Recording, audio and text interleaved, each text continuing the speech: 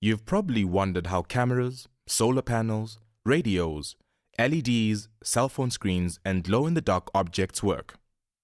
What about the way we see or how night vision goggles work? You also may know that Albert Einstein was one of the big names in physics.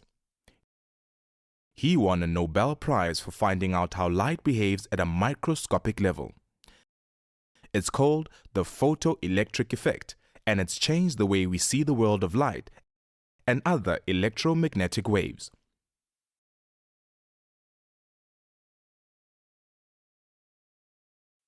You may remember that waves of light, radio, and microwaves belong to the electromagnetic spectrum of waves.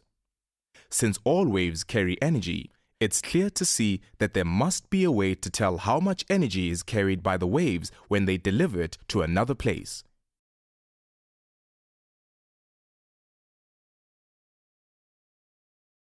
Since we depend so much on electromagnetic waves, and because electromagnetic waves aren't like normal mechanical waves, it's difficult to tell how much energy they have.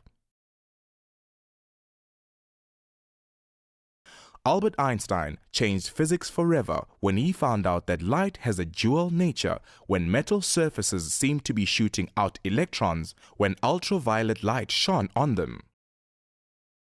This meant that light should be described as particles or packets of energy called photons.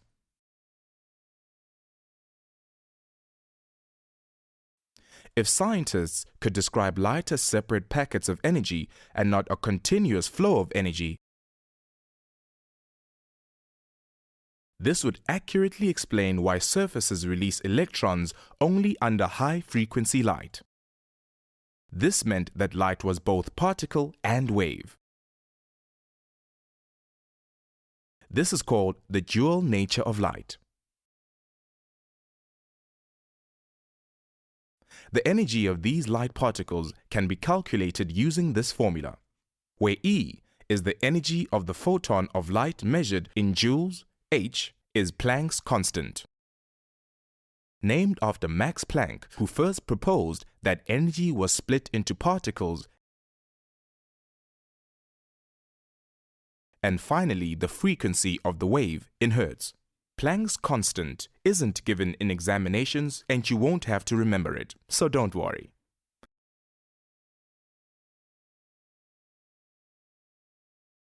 Einstein went further than this. He even managed to figure out that when there is enough energy in each photon, the electron it meets is given enough energy to leave the atom. We call this the photoelectric effect, photons that eject electrons.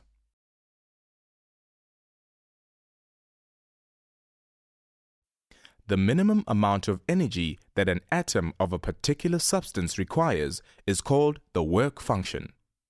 To meet the work function, the frequency of the light must be above a certain value. We call this the threshold frequency. These two are related. We can work out the work function from the threshold frequency. If this looks familiar, it is. It's the same equation we used for calculating the energy of photons.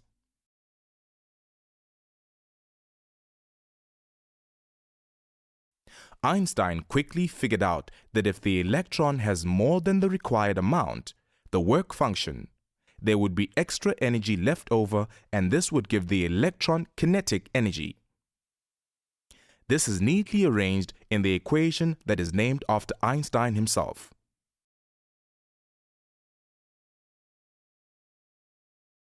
It's worth noting something very important at this stage. If the photons do not have the required energy to do the work of freeing the electrons, no electrons will be ejected, no matter how bright the light. Waves increase their energy by amplitude, but here, more energy doesn't eject any electrons, meaning light is not behaving like a wave.